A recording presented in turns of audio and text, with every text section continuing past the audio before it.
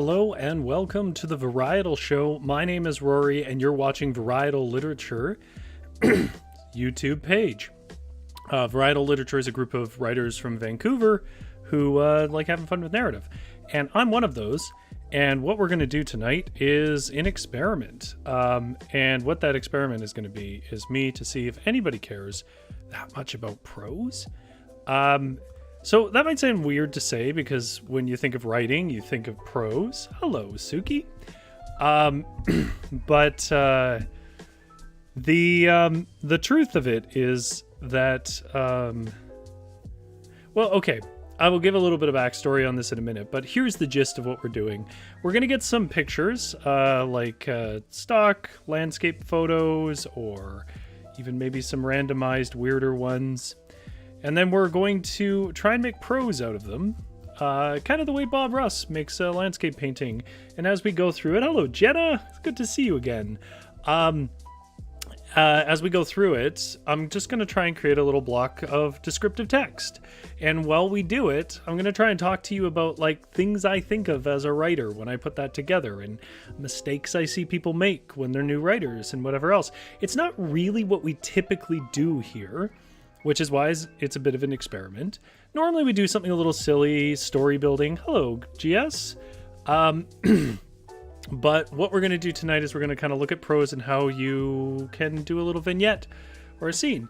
And I think this was like information that would transfer over well to everything from if you're a writer trying to wrap your head around describing a scene, whether that's fan fiction or actual published writing, just advice from another writer. Or if you're a person who does things like tabletop RPGs or whatever else, you still have to put together little blocks of descriptive text. So that's what we're doing. It's a little more instructive than I normally am. But what I would invite chat to do while I do this is to, just as Bob Ross used to say, write along with me. You don't have to post it up. It would be cool if you did. But you don't have to post up your results. We're going to do a couple of pictures, and I'm going to sort of talk about what I think about when I describe stuff. So, I mean, in all respects, this isn't a lit game, but since this is filling the section of lit games, we're going to call it a lit game. Now, lit game is literature games. It can be everything from sort of creating stories live together, or whether it's, you know, like we came up with the sheep dragon, the shagan there, and told stories about that. Or it can be, actually trying to be more competitive, or chat tries to screw me up. But tonight what we're going to do is we're just going to sort of describe photos in prose. And I'm going to talk about things I think about as I do that, because it might be helpful or it might be interesting to you. Oh, Jenna says, ooh, this is a neat concept. I'm excited. Well, thank you, Jenna. Hopefully, literally anybody else agrees.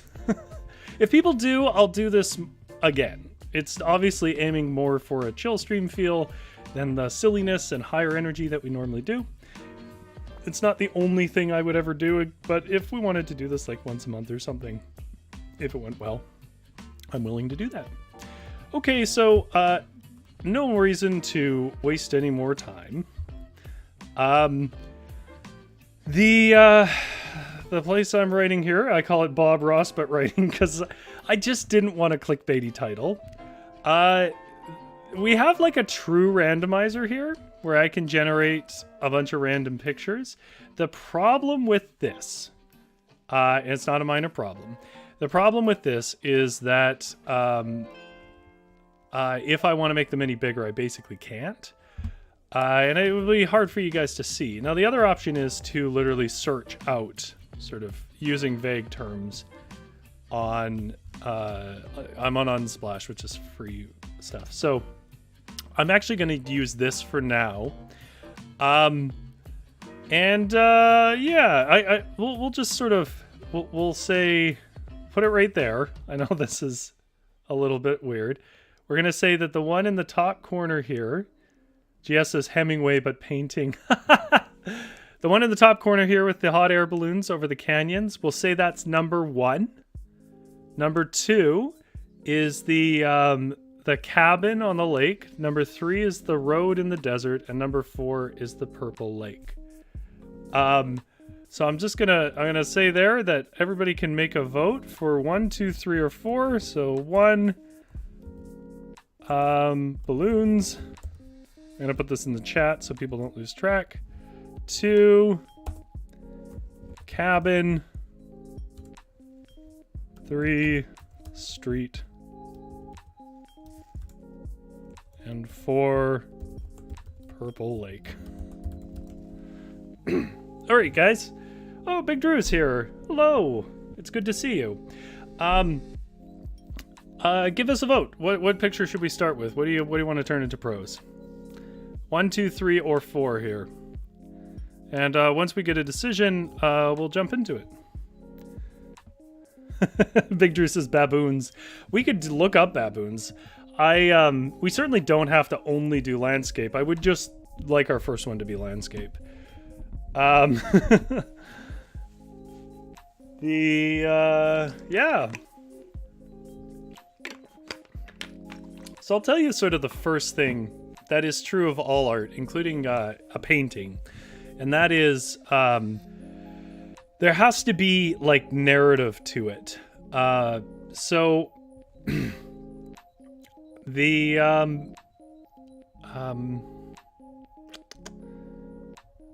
we're gonna see how that works out in prose, but like when you look at a painting or a picture, there has to be a sense that it's been lived in, and the way you do that is you sort of show little evidence of stories in that space. You know, it's not a story in the sense that you think of a story normally, but it could be like wrappers from a lot of like fast food, you know, that's telling a bit of a story about the kind of diet that they hold and whatever.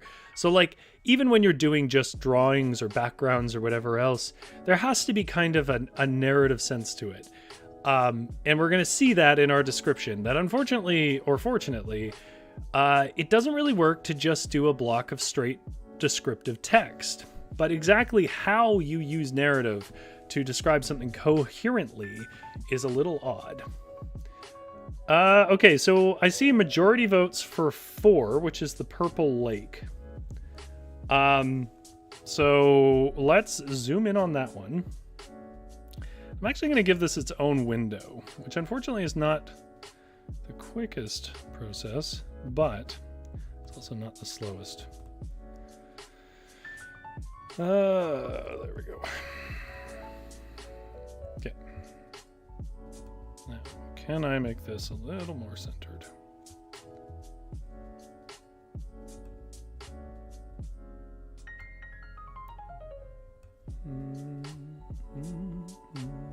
There we go. Actually, you know what I'm going to do? I'm going to peel this up. I know this is less than ideal. I'm going to peel this up. And then I'm going to go to this one. These are things that a professional would have already done. But, you know, I'm not a professional. And we'll go... Let's just do it this way. This will work fine. Okay. And one little thing here. There we go. Okay.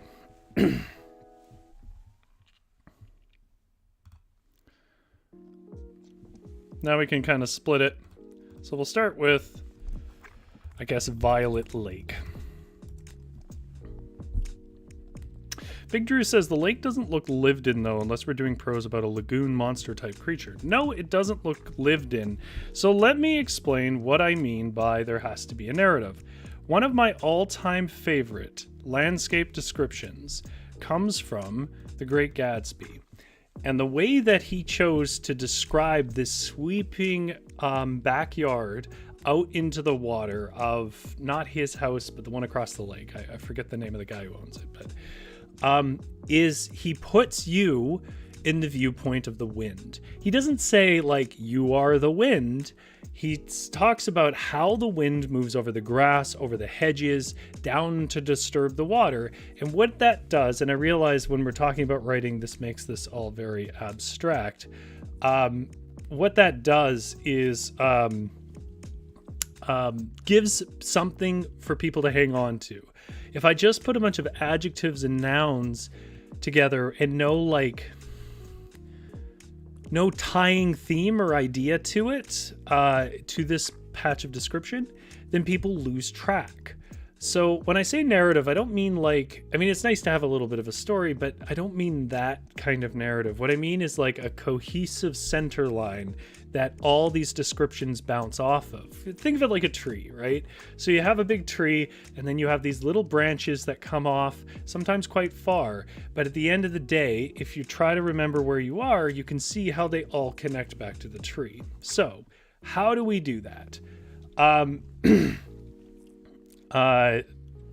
Let's just kind of dive in. So since I'm talking about this aspect of it first, the thing that I notice about this obviously is that it is purple.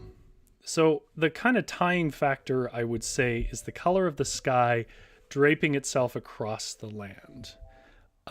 So I might say, I'm just going to choose a perspective here.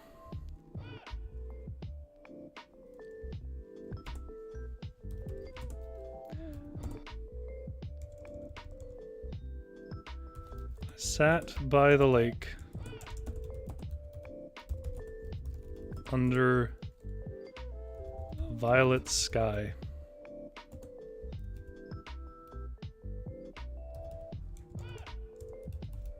That draped itself across the land. Big Drew says violent lake. Big Drew knows the description. He says that was a terrific description in Gatsby. It felt as if I was standing on a deck adjacent, witnessing the scene firsthand. Yeah, it was brilliant because basically it's hard. The hard thing about description is not the individual sentences. It's to make them cohesive. Another way to think about this is you don't want every sentence to be a new metaphor, right? So, for example, I sort of opened with a pretty standard kind of way of describing here: I sat by a lake under a violet sky that draped itself across the land. It's like a thesis. It sets the statement of, we're going to talk about the way that this sky is purpling things and what it's purpling. So that would be my stump, right? My core. So the water was a watchful eye filled with its... purple's a bad word. Filled with its... What's a purple flower?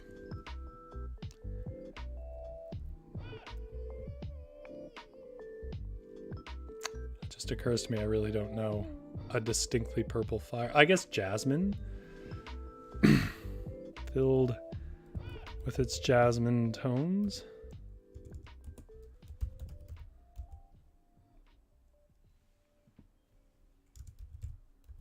A perfect reflection. Made imperfect by the wind. Okay, so I'm going to say some things that are good and bad about this. I'm actually going to shrink this down a bit because it's a little tough. Okay, so I sat by the lake under a violet sky that draped itself across the land. The water was a watchful eye filled with its jasmine tones. It is a little unclear there. A perfect reflection made imperfect by the wind. Okay, so first things first, there's a perspective of me.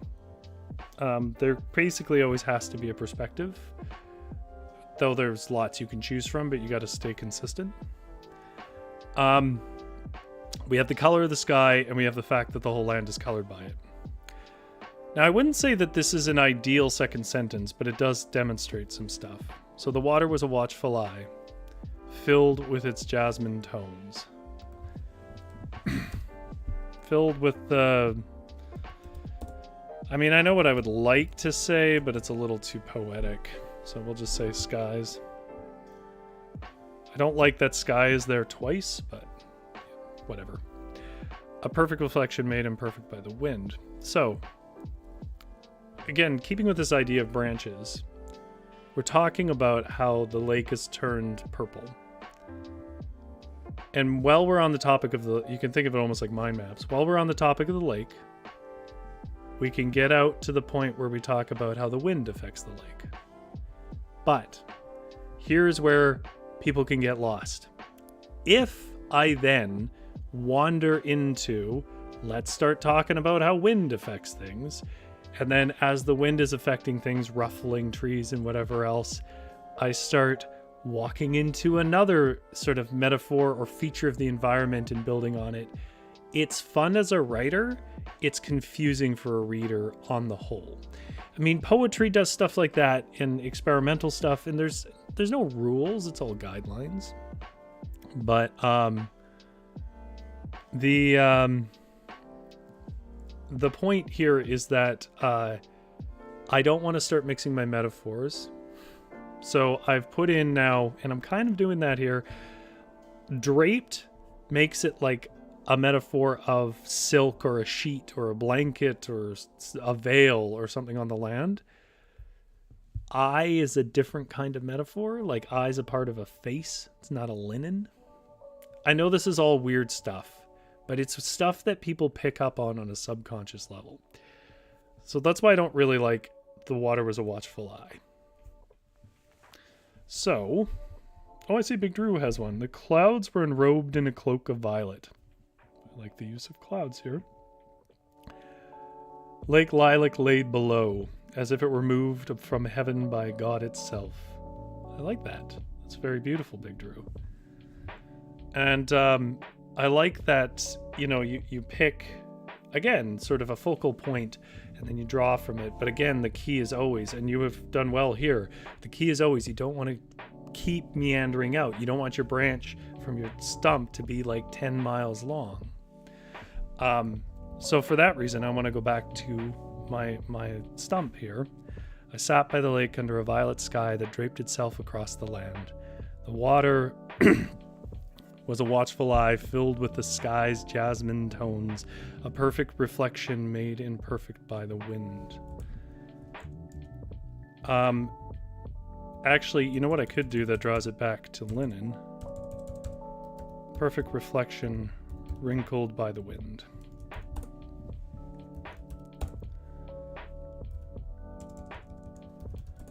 The horizon line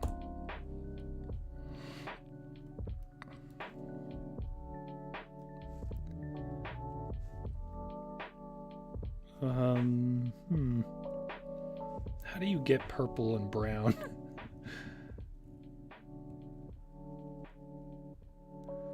Horizon line.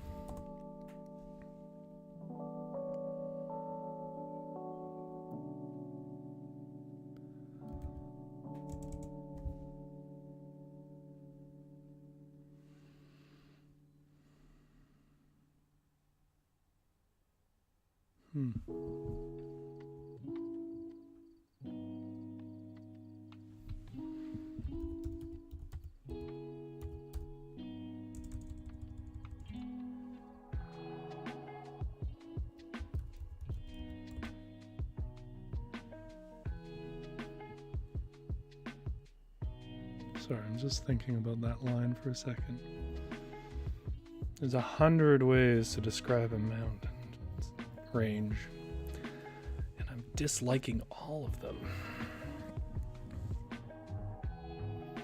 What does it remind me of?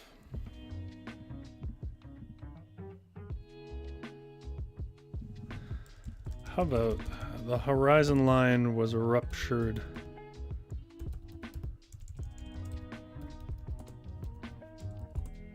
The great quilts of pines.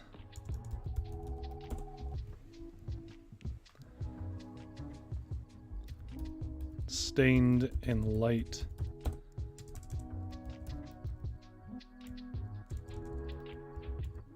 Stained in tones.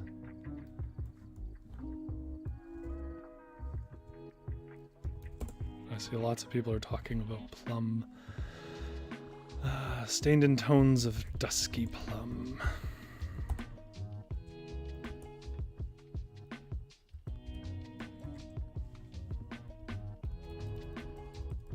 Ruffled up.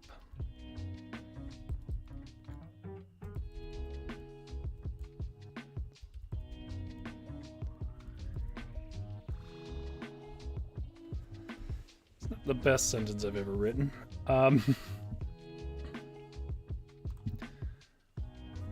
Now, I've sort of chosen the sky here because purple is the big one. I sat by the lake under a violet sky that draped itself across the land. The water was a watchful eye filled with the sky's jasmine tones, a perfect reflection wrinkled by the wind. The horizon line was ruptured by great quilts of pine stained in tones of dusky plum. The night was pulling its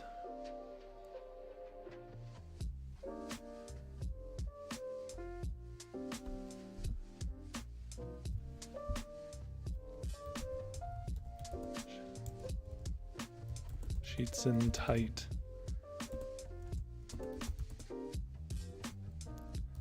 And drifting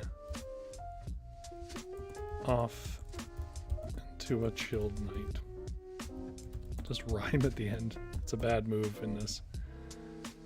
Jenna says, okay, grammar going to be off guarantee, but I wrote an attempt. If you think I have good grammar, you are wrong. But I am excited, Jenna. Big Drew added to it, rolling hills provide the backdrop, cascading ever onward until they meet the sky upon the horizon. I do like that. One could take this all in as beauty were it not for the tree growing defiantly from the lake.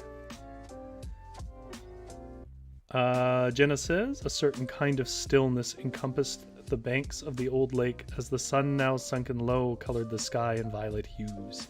I like that. There's a rhythm to that I like. In your youth, we would come up with stories on how the lone leaning tree came to find itself in its waters. The most common theory was a flood. Some of us, though, had wilder imaginations. Yeah, so I was actually just going to say this, and Jenna's already given us an example of it, which is another obvious thing that you could tie your description to is how the world surrounds this lonely tree. So I'd sort of made a choice and stuck with it, but if I was to do this over again, if this was the scene I was trying to describe, I think I would make the tree the star. And I realized that saying that's narrative is a weird thing to say. Saying like the color that the sky makes the land, or to wrap it around the tree, is to give a description, its own little narrative, is maybe an odd way to describe it. I don't know a better way to put it, but it's to give a backbone to it that everything else kind of functions from. And I think everyone here has done a very good job with that. Okay. Well, I think it's time for a new picture. You guys are doing a wonderful job here. Okay, let's do something a little more adventurous. Let's do cyberpunk.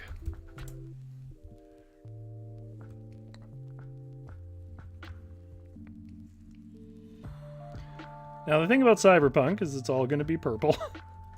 It's all going to look very similar. I'm going to put it between...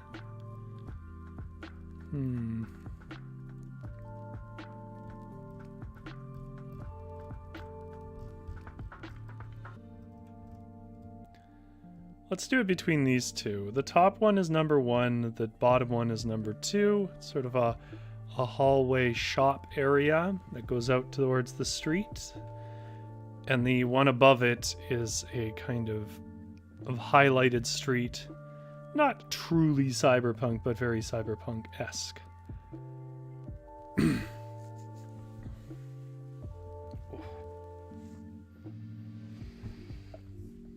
Oh, I see Jenna's story is still going. I'm sorry, Jenna. Oh, no, it's not. I just misread it. So number 1 or number 2, folks? What do we want to describe next? We'll do sort of a cyberpunk setting here.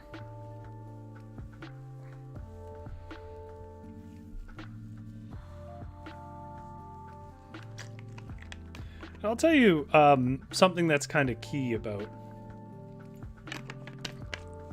prose. So when I was young, apparently this is very common with writers too. GS says, what is cyberpunk? Is it like Blade Runner? Blade Runner is cyberpunk, yes. Cyberpunk is a style of science fiction that was created mainly in the 80s, late 70s and 80s. And it is a... it has a few tropes associated to it. It's dystopic, or dystopic, I guess. So nothing is good. Corporations usually form the government. It's usually quite violent. There's always cybernetics that people can get to enhance themselves. There's always a very substantial wealth gap. There's a few other sort of features I could point to. So a lot of sort of like, sort of punk elements as well. It's usually a fairly destroyed world. There's usually like the big city that's heavily polluted, and then there's the lands around that are like irradiated or something, like for whatever reason. William Gibson was a pretty big cyberpunk author with Neuromancer. William Gibson is arguably the definer of cyberpunk. Absolutely, Jenna. The one that I think most people know, of course, is William Gibson is, I see that GS doesn't know them. William Gibson is actually from Vancouver, if I am not mixing him up with someone else, but I'm pretty sure he is. Which makes sense to me because a lot of cyberpunk like rains all the time. You get a lot of Chinese food around. You know, there's like these tropes from the 80s there that fits pretty well with Vancouver, honestly. Okay. Well, I see a vote for the hallway. Let's go with that. This is going to be a harder one to keep fully on screen. I'm sorry for that, guys. Cyberpunk is if Harper Lee, L. Ron Hubbard, and Tucker Carlson had a fever dream. Well, okay. The world it builds is, yes. I don't think, like, Tucker Carlson agrees with the fundamental critiques of capitalism, but I think he might think it's a good thing.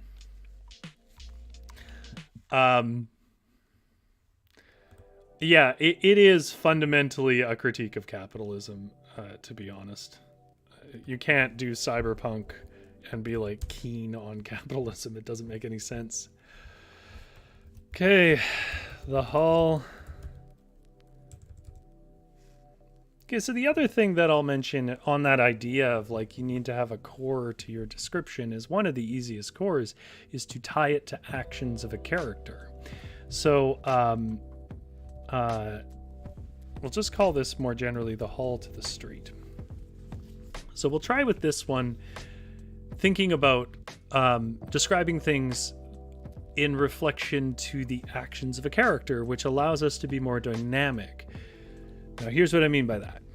If I want to describe a single scene around a tree or something, I can, but it doesn't allow me to move from environment to environment. As soon as I change environments, that tree is not going to be there. So that makes that a bad candidate for that description. If I want to describe, let's say, a part of a city, or the associated rooms next to it, or whatever else, I would want to describe it based on the character who can move between things. Doesn't have to be a character, though. It could be as simple as like a coin gets knocked and kicked and moved around. We see this in cinema. Movies. I don't know why I'm talking like a 1940s man. Where like they'll show you parts of their world by like a piece of garbage getting kicked around and the camera follows them. Again, that's giving a person a kind of narrative backbone for this description. So let's say that this is the hallway that a person needs to walk through to get out into the street and begin their trip to work every day. And let's say that we we sort of want to capture that transition from their apartment front door to the street in this little sort of liminal space of the hall. So I'm going to choose to do this in first person again, which is weird because actually I usually write in third person limited, but I've recently been writing some stuff in first. Big Drew says there is no character. GS points out electrical smell. Yeah, that's a good point. That kind of hot plastic. Okay, so the hall to the street.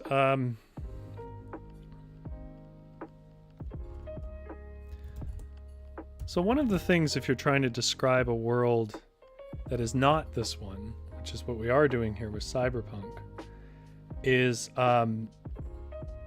you want to drop little things that people will pick up on, but not in a heavy-handed way. So, for example, my door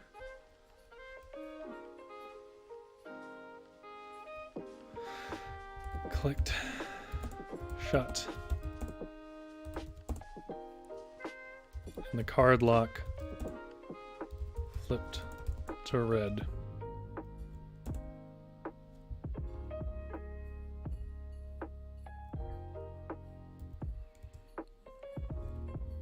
Or I could say, if I wanted to make it a little more, it kind of ruins the cadence of it, but the card scanner flipped to red.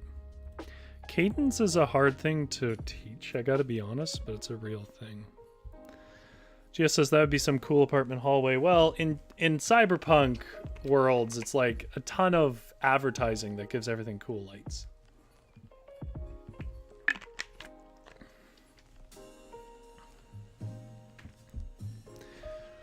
So you see, what I've done here is my door clicked shut and the card scanner flipped to red. I don't want to keep doing this though, because it gets annoying. It's like the mark of bad sci-fi. Is like if the next sentence was like, I then secured my you know, magnet boots and equipped my Alpha brand Securo vest, and you're like, oh, come on. Like, this is not the way, the problem is it's not the way people think about their world, right? Okay, so my door clicked shut and the card scanner flipped to red. The tiles in this hall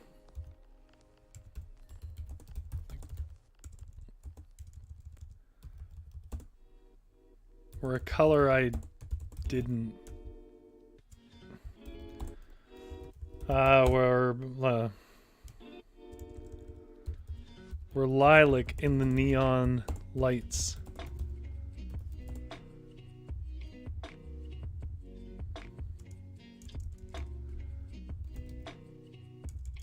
That never dimmed. I never knew the color of those tiles.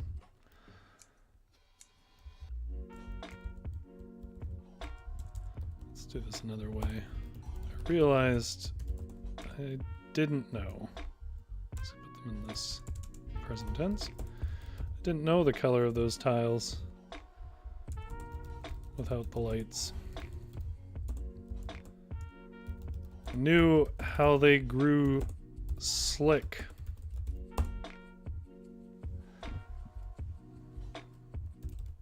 From the rain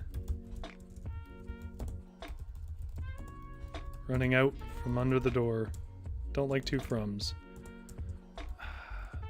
Grew slick from the rain leaking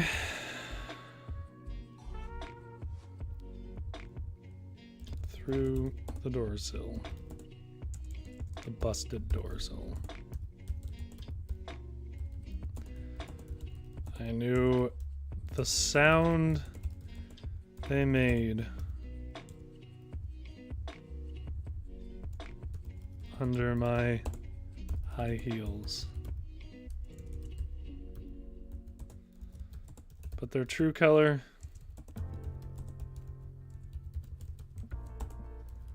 well, the daylight doesn't reach this low. and the towers of the city reach so high. So I knew them only as they looked in neon lights, neon glare. Well, I see people are really getting to it.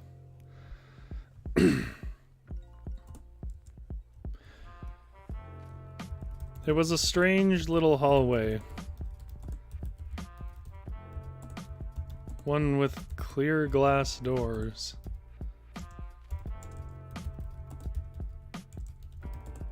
On either end. And a row of industrial lights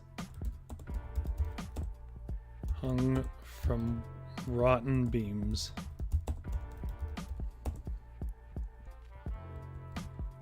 One with clear glass doors on either end, reflecting the line of industrial lights between them. Let's do that.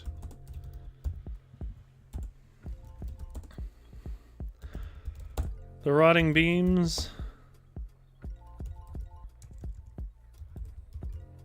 dripped with gray tears. Dripped with rain? Dripped with... Dripped. There's no reason to add to that. GS says, I think Rory's missing our genius. No, I'm just trying to keep a thought here. But it was the last silence I had before I swung open the door into the screaming city, to the screams of a city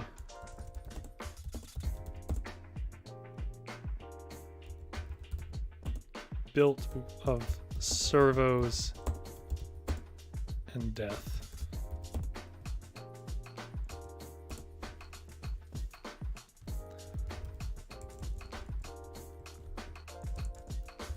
Stinking with exhaust and melted wires. Stinking of exhaust and melted wires. That hall was my last friend before I left for work. And my first comfort when I came home. Okay, let's see what other people said. Big Drew said, the hallway hummed and glowed with the ambiance of a 1970s bar room. The walls were decorated with linear strips of metal. Jenna, the vibration from the bass reverberated through the neon-bathed hallway of Club Valentine. Oh, I like that perspective. The smell of alcohol and cigarettes filled the room, making the young woman gag slightly. No matter how many times she came here for work, she could never get used to the smell.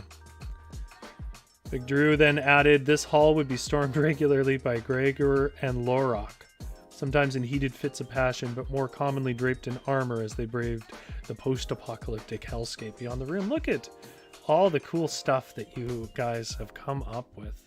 This is so cool. I might do this again. If you folks show up for a second one, we can make this a thing. I'm going to read this back because it's always hard to tell your own work until you read it back. Which reminds me, my number one hint that I chew the ear off anybody who's trying to help or trying to write and asks me for advice or gets near me and it mentions that they might be writing is I've definitely given this advice before, is whatever you write, read aloud to yourself. Nothing will more quickly reveal that you have a weird sentence structure or that you've repeated a word too many times or that it just doesn't jive well until you feel it in your mouth and you stumble over it and you find yourself out of breath. Those are all indications that something needs to be worked over with the prose. So always read it aloud. Okay, so the hall to the street, and we're dealing with the idea of a more dynamic thing where I'm trying to tie it to the thoughts and actions of a protagonist rather than a sort of detached description. My door clicked shut and the card scanner flipped to red. The tiles in this hall were lilac in the neon lights that never dimmed. I realized I didn't know the color of those tiles without the lights. I knew how they grew slick from the rain leaking through the busted door sill. I knew the sound that they made under my high heels, but their true color? Well, the daylight doesn't reach this low when the towers of the city reach so high, so I knew them only as they looked in neon glare. It was a strange little hallway, one with clear glass doors on either end reflecting the line of industrial lights between them. The rotting beams they hung from, I should say, that was the whole point, dripped. But it was the last silence, this hall, I should say, because I've confused what it is. This hall was the last silence I had before I swung open the door into the screams of a city built of servos and death, stinking of exhaust and melted wires. That hall was my last friend before I left for work and my first comfort when I came home. Jenna likes the line about exhaust and melted wires. Well, thank you. The wires, the line was something I got from GS, I think. Talked about electrical smell. And Jenna says, I'm so bad at that, but I agree. Yeah, nothing reveals your writing to you faster than reading it aloud to yourself. It is very uncomfortable, obviously, if you're not used to it, but I promise you every writer does it. Yeah. Gia says, oh, Rory, that's amazing. It does have a narrative. Yeah, and again, like, I want to make the point here that narrative is sometimes just a way to try and carry world details. Because let's be clear here. I'm describing a hallway, right? Like, it isn't important. If it really didn't matter, I could just say I left for work. You know, like, there's no necessary reason for me to describe anything in a book unless I feel that it builds a mood or it adds to character or whatever. So, you know, description, it uses narrative to be cohesive, but narrative also is kind of just a way for descriptions to occur.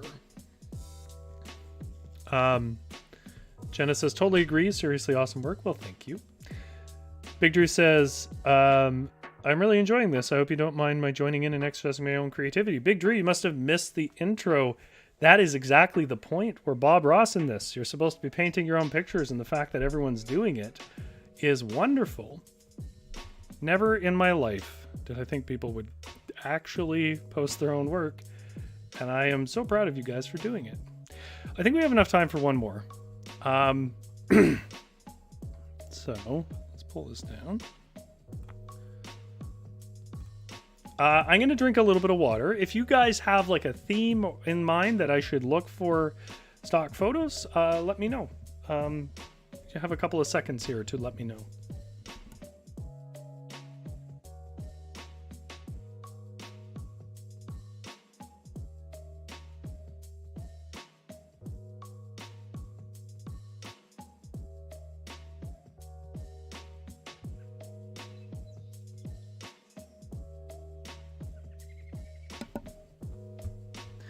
So while I sort of let people think about that, about what we want to do next and all of that, there are a couple of things that I haven't mentioned that are a little more technical, a little more dull, but that I want to mention.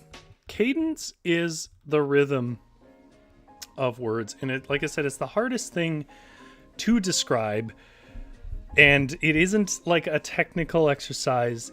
Cadence is best figured out by how you read. Like the reading really tells you whether cadence works. And I'm going to tell you some fairly famous authors have real troubles with cadence.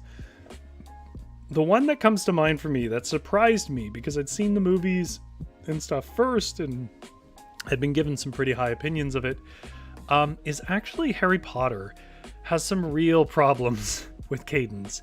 And specifically what Rowling's problem in writing is, she has several other problems that I won't bring up here, but screw that woman. The probably the biggest thing that she has is she goes longer than she should.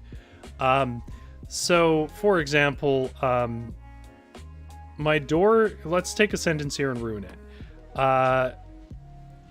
The tiles in this hall were lilac in the neon lights that never dimmed, but were always glowing with the as to advertise the noodle shop across the road. Okay, so to pick the one that breaks over a page, let's push this onto one page. Now here's the thing. The tiles in this hall were lilac in the neon lights that never dimmed, but were always glowing to advertise the noodle shop across the road. That's not a run-on sentence. There's nothing grammatically wrong with that sentence, but it has cadence problems. And basically what it is you have like the tiles in this hall were lilac in the neon lights that never dimmed, but were always glowing to advertise the noodle shop across the road. Like, I don't know if you can hear that. Like, I don't know if it's just me as a weirdo who's written for 30 years, but you can hear how the sentence wants to end. Then we tack something else on, and it wants to end again, and we tack something else on. And that is common, I guess. The truth is, if I was writing my exact thoughts for what I was when I wrote that sentence, that's what I would have written. But here's the thing. It doesn't matter that it's a noodle shop across the road. It doesn't even really matter that it's a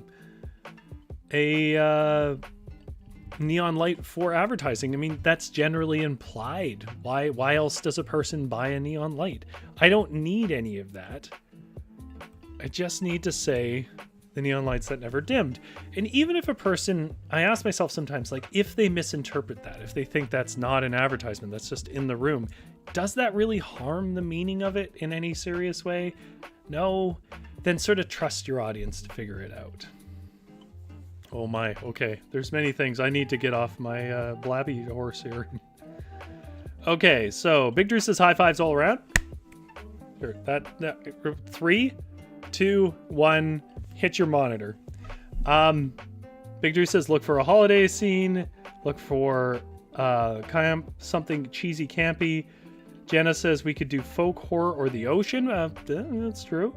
Look for a display of emotion. Big mood. Look for a submarine, yellow. Look for a plate of food. Look for a car crash. Look for something music related. Okay. Let's try rave.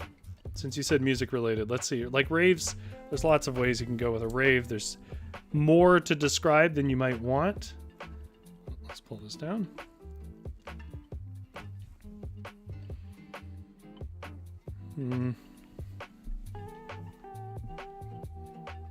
Ooh. I mean, it's very cyberpunk. Okay.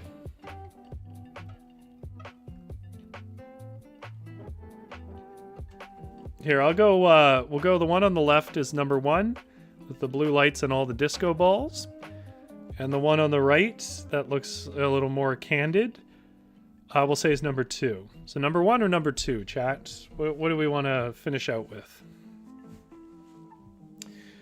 Yeah, cadence is the thing you feel. GS says Burning Man. I can try Burning Man.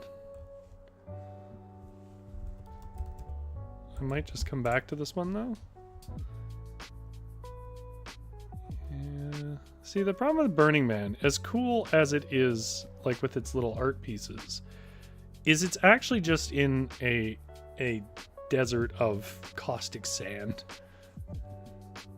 Okay, we got a couple of votes for number 1. Which means we'll probably go with that, but give it a second here.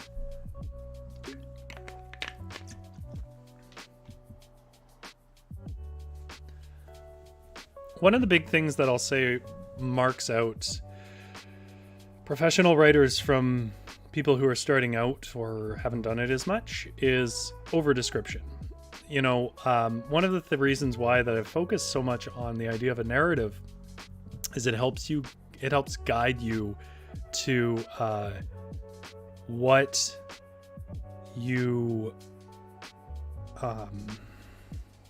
you should leave out. See, the thing about just putting down sentence after sentence of description, where each of them is sort of their own self-contained descriptive moment, is that can go on forever. That's a million different colored bricks and of different shapes and sizes in a wall, and it makes a wall, but nobody really understands it as like a cohesive design choice. When you tie it to something, whether it's a tree in the lake, whether it's her leaving for work, whether it's, you know, arriving at the club, or whether it's, you know, whatever it is, then you have a filter and you go, do I need it for it to describe this thing? Then I'm going to leave it out. And the truth is, as much as there's a big emphasis in early writing classes to describe all the senses and all of that, the truth is you should describe a lot less than you think you need to. I would say that the biggest sort of problem I see everyone's voted for number one. The biggest problem that I see in new writers is over description. If you actually go back and read a book that you've liked or think is beautiful, I think you'll be shocked if you really break down how much description it gives you of any given room. There are exceptions to that, but for the most part, no. Gia says, I'm an over-describer. Most people are. It's also a nervous thing, and it's also just an experience thing, because it's a judgment call, what needs to be in there. And one of the ways that you carve out that skill, by the way, if you truly want to be sort of a writer, that's your goal, if you happen to watch this, is having other people read your work. Because sometimes you will think you've done what you need to do, and they will tell you, I don't know what's going on here. How did he get here? And you'll go, oh yeah, well, I didn't want to describe the couch, but I see a need to put the couch in. Like, just hearing how other people respond to your work just carves out your judgment, forms it more, and you get better at knowing what to leave out and what needs to be in. GSOs have to try not to be too literal. Nonsense. That's a style thing. Literal is good. The point of a metaphor is to capture a lot of literal information quicker. So somebody can like understand it's a lake with waves on it under a purple sky using a bit of a metaphor, then that's preferable because it's quicker. But truthfully, I'm just trying to get an image across. Jenna says, and very accurately, I like descriptions, but I think descriptions need to lead to something like you were talking about with including a narrative. Yeah, it has to lead somewhere. I think that's what I mean. Like, I don't know, when I say narrative, I don't mean that patch in Great Gatsby where the wind is running across the shrubs and all that. I don't mean to say that was crucial to telling Great Gatsby's story. Knowing the size of the lawn was kind of crucial to understanding the character he was going to meet. But what I mean is, like, there is a definitive path of description that I understand what we're following through. Here's what it really is, and then I'll describe this. You experience the world, you being you and any reader, from one perspective that you move around in. If I try to describe anything that does too much violence to how you would normally perceive a room or whatever, like trying to describe it from a perspective a human cannot have, the more likely you are to bewilder a person. Okay. We'll just call this one the club.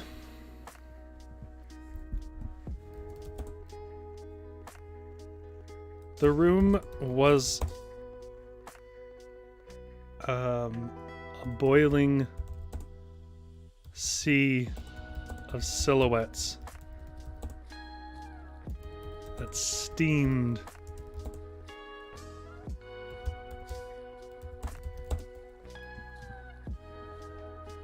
with the sweat of 1,000 adolescent.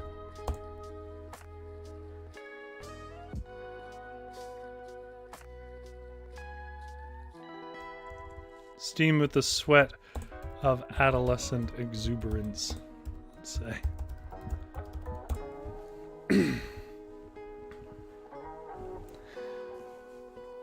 So one thing that I do ask myself, I've been to these kinds of setting clubs like that, and one thing I try to ask myself, and I guess this is the other like big point about description and making choices, is fundamentally people feel books more than they see them.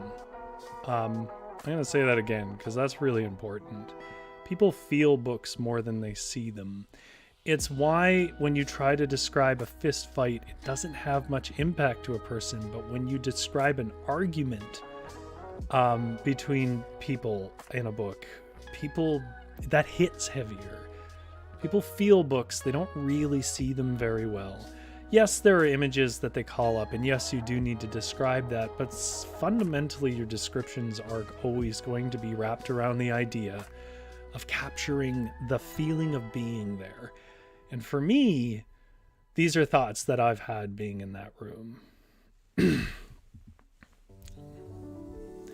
The room was a boiling sea of silhouettes that steamed with the sweat of adolescent exuberance.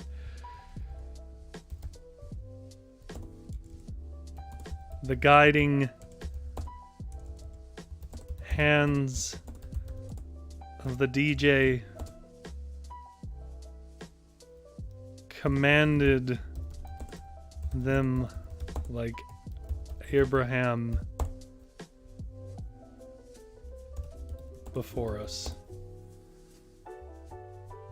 We parted and cheered at his command.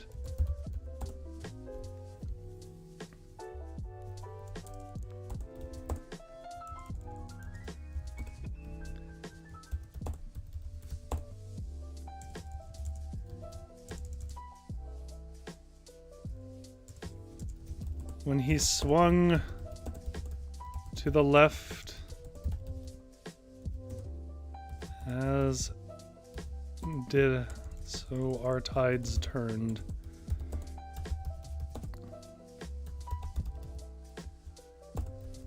Were I to want to resist it,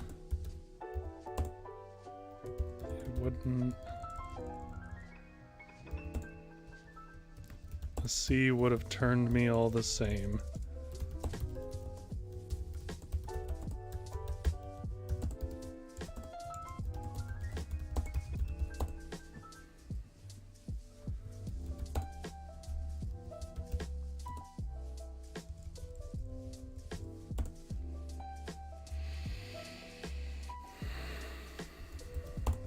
The ripples of the bass hits and the hissing cheers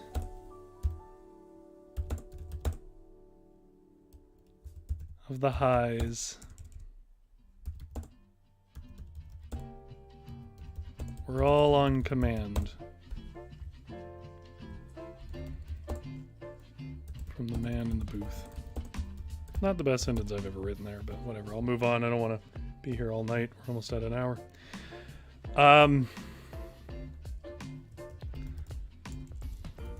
It was later than I could hold up for. And so I twisted against the elbows as a salmon does a drive for the northern sea.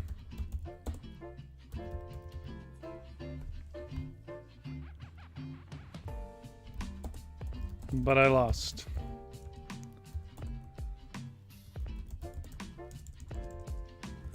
The wide pools, the wide-eyed with pools of pupil that smiled at me and pulled and pushed.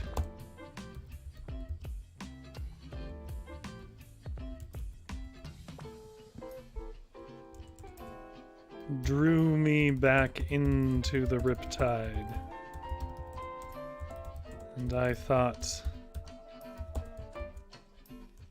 well,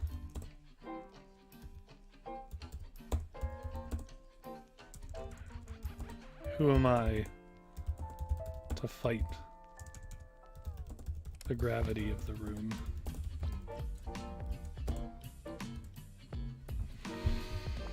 All right. Oh boy, we got a few here. Okay. Big Drew says, a spinning orb loomed heavy overhead. In the darkness, one would not dare to notice it. Bathed in light, however, its reflection produced a million beams from its glass-laden skin. Ooh, skin. I might even go with, unwelcome feedback here. Skin makes me think of scales. They're sort of like scales. Snake skin. Big Drew continues. Hundreds of souls gathered beneath the orbs to shake off the rigors of another week. The walls shook as house music billowed from towering speakers. The floor bounced with the energy and youthful exuberance of those dancing upon it. Very good. Jenna continues. Blinding light, the small stage from where exuberant musicians played. We all got that exuberant.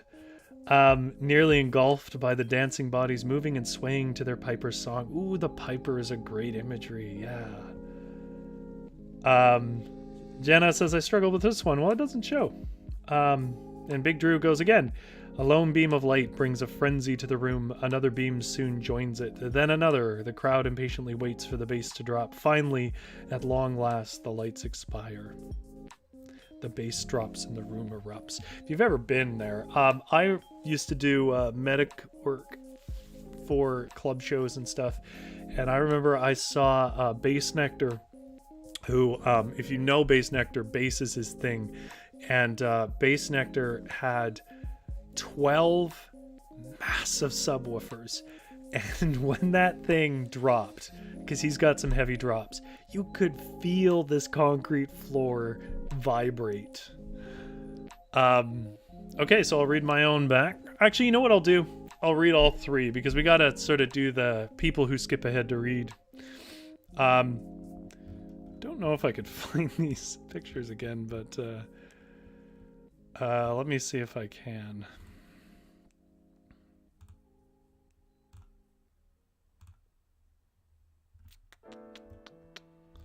We did this one.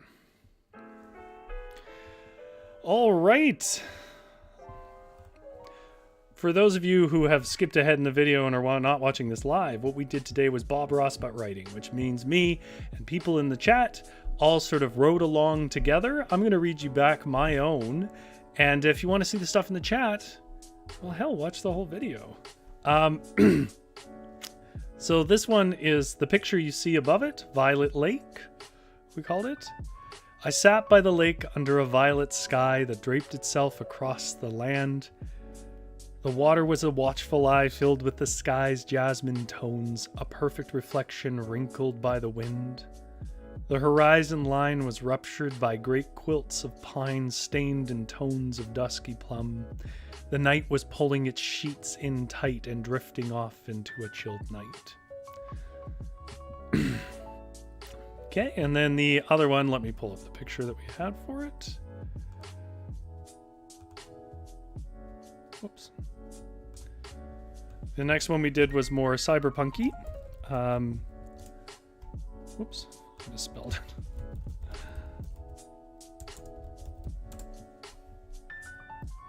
And it was this one here. And this one we called The Hall to the Street. And this one was interesting to me because everybody interpreted this one a little bit differently. Oops. My door clicked shut and the card scanner flipped to red. The tiles in this hall were lilac in the neon lights that never dimmed. I realized I didn't know the color of those tiles without the lights. I knew how they grew slick from the rain leaking through the busted door sill. I knew the sound they made under my high heels, but their true colors, well, the daylight doesn't reach this low when the towers of the city reach so high, so I knew them only as they looked in neon glare. It was a strange little hallway, one with clear glass doors on either end, reflecting the line of industrial lights between them. The rotting beams they hung from dripped, but this hall was the last silence I had before I swung open the door into the screams of a city built of servos and death, stinking of exhaust and melted wires. That hall was my last friend before I left for work and my first comfort when I came home. And the last one we did was sort of a rave. Chat picked up on this one. The room was a boiling sea of silhouettes that steamed with the sweat of adolescent exuberance. The guiding hand of the DJ commanded them like Abraham before us. We parted and cheered at his command when we swung to the left so our tides turned. Were I to want to resist it, the sea would have turned me all the same. The ripples of the bass hits and hissing cheers of the highs were all on command from the man in the booth. It was later than I could hold up for, and so I twisted against the elbows as a salmon does in a drive for the northern seas, but I lost. The wide eyes with pools of pupil that smiled at me and pulled and pushed drew me back into the riptide, and I thought, well, who am I to fight the gravity of the room? GS says, the cyberpunk is your masterpiece for tonight, Rory. Thank you very much, GS. All right. So that means we have reached the very, very end. Well, folks,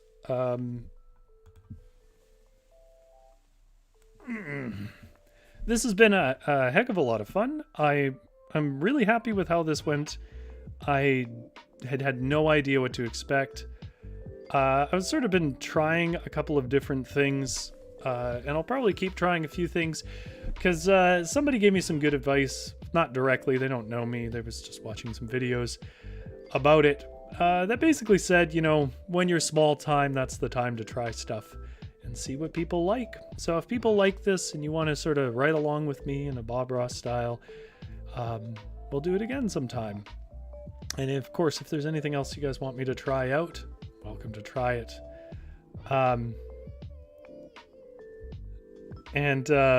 GS says, but the rave is pretty powerful. I think it gets a little too poetry and a little less prose in the end. Big Drew says, I'm opening a new shop, 24 hours. Take that, Rory. Yeah, no kidding. Because if you don't know, of course, you are in my bookshop. And I of course, need to go and cash out. Which means that you can go where you guys want. You don't have to go home. But you can't stay here because I need to close the shop. Remember to like and subscribe if you like it. That's how Google knows to let other people know about this weird little experiment we did with writing. Thank you very much. Get out of my shop.